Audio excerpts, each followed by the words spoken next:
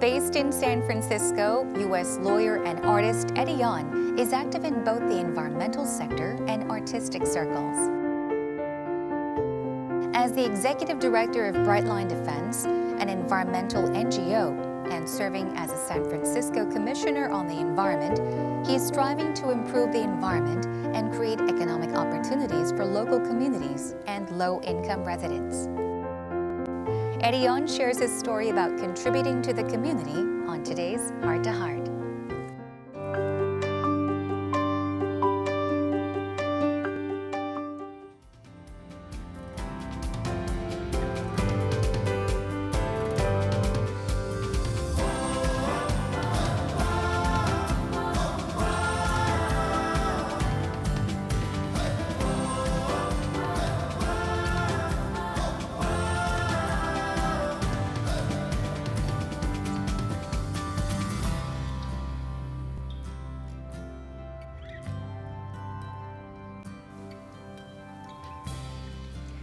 Today's guest is a man of many talents. He is a Korean-American nonprofit attorney and accomplished self-taught artist who is gaining recognition in both the artistic and environmental fields, particularly in San Francisco. Hello and welcome to Heart to Heart. We have Eddie Ahn joining us today. Hello, welcome. Hello, thanks for having me. So I know that you just flew in, and this visit to Korea was to meet with the members of the Green Seoul Citizens Committee. So could you tell us, how you got together, what you discussed, what you talked about? There have been several South Korean delegations that have visited San Francisco in the past to learn about our waste management practices and to share basically best practices around trying to reshape consumption.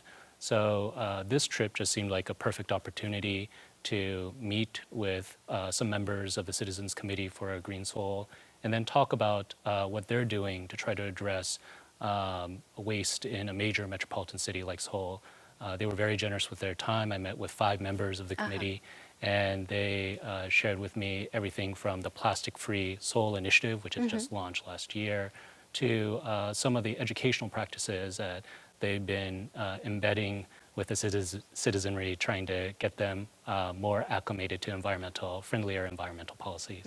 And do you plan to get together again sometime soon? I hope so. So recycling is only one part of policymaking, and my nonprofit actually works in a lot of areas of environmental policy as well. Now, you are the executive director at Brightline Defense, so could you begin by telling us about the organization and about the work that you do there? Yes. Brightline Defense is a public policy nonprofit. It blends a mix of legal research and analysis, public research and analysis, as well as community coalition building to affect changes in the law, whether it's regulatory actions or legislation. So our subject matter scope is quite broad. We work in renewable energy, energy efficiency, basically trying to create cleaner air and green assets for communities that need it most, meaning low-income communities, sometimes also termed as environmental justice communities in California. Now, you mentioned low-income communities, so I'd like to ask you if you could give us a few examples of how you provide low-income residents or communities with access to environmental benefits. So if you could tell us about the benefits and also if there are specific conditions that they have to meet to actually receive those benefits. Recently, in December 2018, Brightline worked with a much larger environmental coalition to advocate for the passage of what was known as the Innovative Clean Transit Rule. It basically pushed the state toward clean electric buses and away from dirty diesel buses. So for us as a nonprofit, that was especially meaningful on a local level because it led to the adoption in San Francisco of something called green zones, which is basically the placement of clean electric buses in low-income communities to make sure that communities that often experience a disproportionate burden of environmental pollution don't have to deal with the diesel exhaust that comes from a bus if it's replaced with a clean bus instead. Okay, and are there specific conditions the residents have to meet? Not necessarily, because they're provided for everyone. So it's meant to be a pilot program to roll out first, and it's with a very specific type of technology around electric buses. One of the things about the electric bus industry itself is that it's constantly changing. There are new technologies being developed. San Francisco, for instance, has a unique antenna electric system. A lot of our buses are outfitted with an antenna system that connects to an overhead wire system, which is then connected to a clean energy grid. These particular buses are a mix between battery electric and hydrogen, I believe. And so it just depends what direction the technology goes as a Very result. interesting. Okay. So as you said, I guess we could say that the work that you do empowers the residents because you're not only providing job opportunities for them, but you're also focusing on policy making to improve their quality of life. So I just want to ask you, was there a project or something that you did in the past that remains most memorable to you? So there are aspects of the work I really do enjoy. One thing, for instance, is about trying to make sure individuals succeed in a job training program that Brightline runs in collaboration with 3 other partners. Oftentimes, success is measured in today's world in terms of scale. It's often how many people have you served? But for us, success often comes in the form of one 18-year-old finding a job in a long-term career as a sheet metal worker. And if that person is able then to have a sustainable career and family as a result, that for us is success. Okay.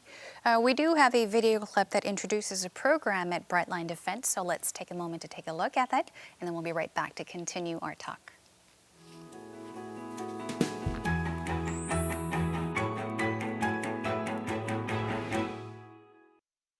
Hi, my name is Lucky Fenton. I'm from San Francisco, Outer Sunset District, 19 years old. I heard about the construction sector bridge program from my friend. We did wood shop and we made a toolbox with our instructor, Gil. It felt good completing it. It was my first time doing hands-on, working with tools like a hammer and nail. I learned about different types of trades, all the construction trades. My favorite part of the program was doing hands-on training Saturdays at CCSF 1400 Evans campus. What I'm up to today is I'm in Cycle 30, City Build Academy. We just got finished with open house with like contractors and people looking to hire. I enjoy going to school because we're doing hands-on training. It's going to feel good because like whatever you build, like whatever job site you build, and like you could tell that to your kids, like while driving by, be like, yeah, I built that building, the Chase Center. Building construction in San Francisco, it's going to feel good. Building in your hometown where you were born and raised. Now, I would like to shift our focus to your drawings, your artwork, because I did introduce you as, accomplished self-taught artist. Now, I do want to talk about, of course, we'll get to those later on, but we do have 2 mug cups in front of us, coffee mugs, and they are your works of art, the designs. Can you tell us about them? Yes, I'll pick it up for the camera. Sure. So this is a fun mug actually made for my nonprofit. It's meant to celebrate a particular dog that's connected to another community art project and some self-portraiture of myself. But basically, the mug itself is supposed to be a celebration of environmentalism and the idea of making sure we don't have too much disposable usage in our culture. Right. As a result. We're focusing on that very much in Korea as well. I guess it's happening all around the world. And I see here, I did take a look at the mug before we actually stepped into the studio. This over here looks very much like you. Is that you? Yes, it is. So that's Eddie Ahn on the mug as well. Have you always been interested in drawing since you were a child? And when did you start getting serious about it?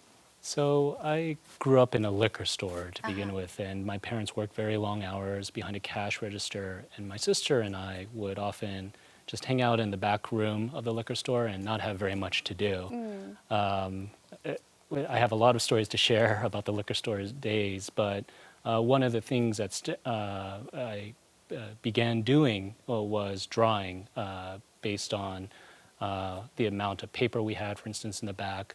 For instance, we had the folded office paper that used to spool around a line printer and then print.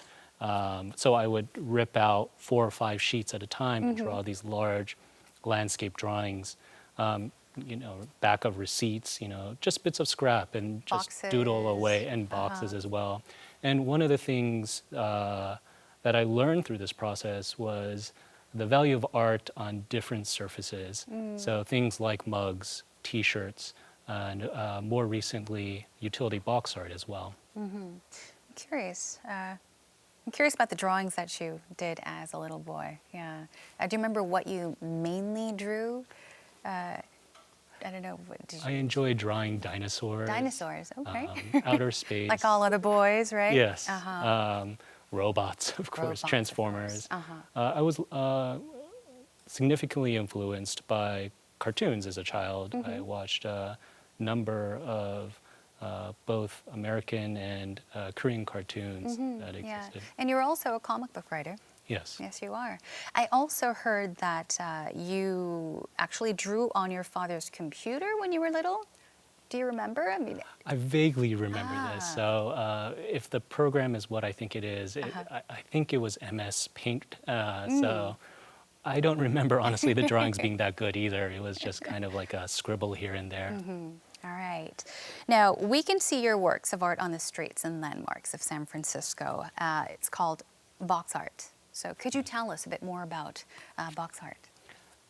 Yes, it's meant to be a community art project, particularly celebrating a very specific neighborhood in San Francisco, the Richmond District. The Richmond District is on the west side of San Francisco, and it's bordered by some significant landmarks, such as the Golden Gate Bridge to the north, Ocean Beach to the west, and then Golden Gate Park to the south. So in the Richmond District, there's quite a few landmarks that are celebrated on the particular box art that I drew. And it's meant to be a large landscape drawing that's basically wrapped around what's essentially a telecommunications box. These are boxes that deliver, from what I've been told, high-speed internet to the citizenry of San Francisco. I think I did see a photo. There was a photo. It was in an article, you cleaning a utility. I think it was box art. Yes. It was white. And it said that you were cleaning the utility box art. So you basically, you start with an illustration. How does the whole process work? Could you maybe take us through each step of the process? So the origination of the art started with just a simple piece of paper and a pen. The line work is done by hand, drawn over the course of about a month or two. There were constantly new assets or landmarks being added based on the input of community members, and even local government official had a lot of say in this particular project. Supervisor Sandra Lee Fewer, who represents the Richmond District, and made suggestions such as including particular businesses and even animals that exist in the drawing. So one example, for instance, is the egrets that exist in the corner of this piece. Right here was all her suggestion. The art process itself was very rigorous as a result of that community input.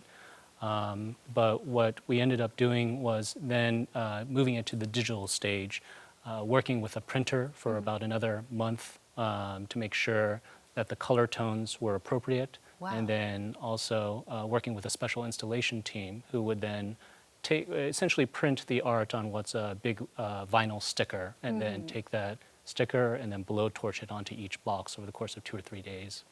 Okay, 2 or 3 days sounds short compared to the months of the process that you have to go through before that. So just to check the color, it takes a month? Yes. Wow. It was a very intensive process. And if you compare the boxes against each other, it saved time, I think, in the long run to do that, because the coloring itself was all done through a digital program, Adobe Photoshop, and you can instantaneously change the shade as a result if you just layer it appropriately. Make it sound very simple. It's Very difficult, I know, as a matter of fact. So the 10 artworks installed in different places across San Francisco, they do have, they all do have different themes. So could you tell us about each and every one of these themes in detail? So the boxes are all of different dimensions. So the art wraps very differently around each box. As a result, some boxes may emphasize, for instance, more commercial parts of the district, whether it is local businesses, restaurants that exist. Other boxes actually accentuate nonprofits, for instance, that also serve the neighborhood as well. In that way, it's, again, meant to be a very community-driven piece of art because there's something in this piece, hopefully for everyone. And in the long run, I'd like people to appreciate the art as very community-driven as well. What about the challenges? I'm sure, you're faced with challenges at times. What kinds of challenges were there? In creating the art itself, sometimes the sheer amount of time involved, and oftentimes I draw for long stretches on end, 3 or 4 hours into the night. Your hand starts to shake from all the intense pressure you're exerting on it after a while. And so I'm constantly reminding myself to take breaks and make sure I don't strain myself too much while creating this art. And also, what kinds of responses or reactions have you received from people? I'm very self-critical about my own art, but I was pleasantly surprised by the reaction. As the box art was being installed, I would hang out with the installation team and people would often stop as they were walking along the street, or they would literally just halt their car in the middle of the street and shout out their enthusiasm for it. So that was very heartening to see. Wow, very motivating. So what keeps you going? Is there something that motivates you the most? I like working on different mediums. I think that stems from my childhood. Is all these types of arts are very different from each other, whether it's the landscape drawing, the comics themselves, or a simple illustration posted on Instagram. Okay. Now we have a video clip, or we'll take a look at some photos of your latest box artwork, and we'll be right back after this.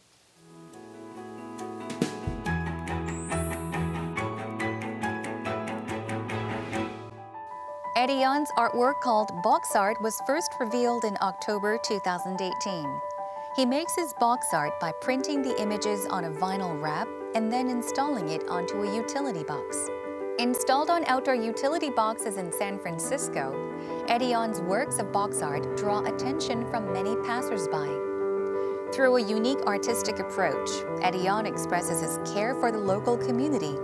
Let's find out more about what he does. Now, not only can we see your artwork on utility boxes, but you have had several exhibitions and galleries. So I want to ask you, is there a particular exhibition or show that you had that remains most memorable?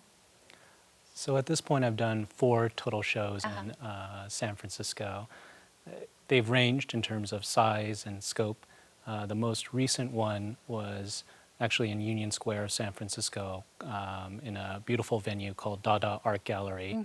And it was to celebrate the launch, particularly of a comic book issue, Wish the World, as well as also exhibit 10 pieces, illustration pieces that I had done over the last few years. You're definitely keeping yourself extremely busy with a lot of work. Now, your illustrations, which were exhibited in galleries, also made it into, comic books. So could you tell us about these comic books? And also, how is drawing and writing different? What are each of its appeals, I guess? Could you tell us? So there's often a shared space between my illustration work and the comics. Some of the characters will reappear. For instance, in Sidewalk Empire, a much earlier comic strip I used to do for a community magazine, it's been replicated in the box art itself. For me, comics is always my first love. It's something that I'll always come back to because that's why I started drawing in over college, was to really create a lot of stories, a lot of content through basically pictures backed up by good writing. So I see writing as ultimately a more important skill set to have when creating comics. I've been at it long enough at this point to develop the illustration, so the illustration has caught up to the writing to some degree. I see. Now you have brought with you today to the studio your works. We do have something to receive from our staff as well, so if we could have that, I'd love for you to tell us about it. Thank you. So this is a sketchbook. Usually when I travel, I carry one of these with me. And I just fill it up over the course of usually 3 to 6 months is the average time for a sketchbook for me. So I'll flip through at least a few drawings. How many sketchbooks do you have? At this point, Have you counted? yes, probably 15 lying around at any given point. But wow. the subject matter ranges. Sometimes it's fantastical creatures. Sometimes it's more autobiographical.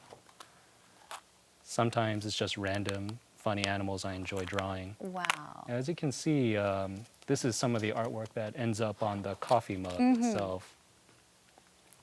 And it's oftentimes a process of intense repetition, just trying to figure out what works on paper and what doesn't.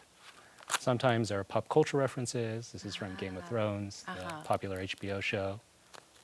The page I wanted to flip to was at the very end.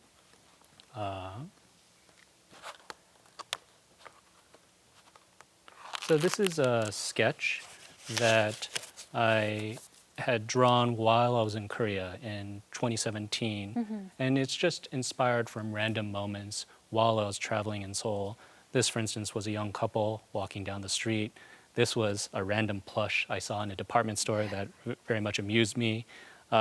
This is based on a set of markers I bought while in a store in Korea. Here's a cafe worker just walking down the street, screaming "Amma," as I remembered. Oh, wow. And then this is my own grandfather on my father's side, who I just wanted to capture this moment and draw him. So you had the opportunity to spend some time with him in Yes. 2017. I'm just curious, when you said sketchbook, I was imagining sketches, like rough sketches, but these aren't rough sketches. And No, yes. they're not. So this is the final product that you see, but typically I start with a pencil. I lay down the rough pencils first. Then I'll use anything from a brush pen to a technical width pen to ink over the rough pencils. I'll erase the pencils underneath. Then I'll apply color by hand. So this is all done with a particular marker, Copic markers. And as a result, once everything's erased and cleaned up, this is the final product that you end up with. All right. And we do have some more on the table in front of us. Could you tell us about those as well? Yes. Would you like me to take the sketchbook? Yes, please? thank you. So this comic book is one of my first comics that I ever created. It is the story of a talking turtle trying to sell coffee in San Francisco. And as you can see, the art has changed a lot over time. And this is something I'm constantly reminding myself to improve. It's actually very hard to look at nowadays because the art is so basic, in my opinion. But I look at even work from 2 years ago. This was a comic book created during 2016 and 2017. And basically, it's the story of a degenerate cowboy gambler who's seeking basically to create his own wealth by collecting nickels and gambling them away. Kind of reminds me of the comics we used to read when we were little.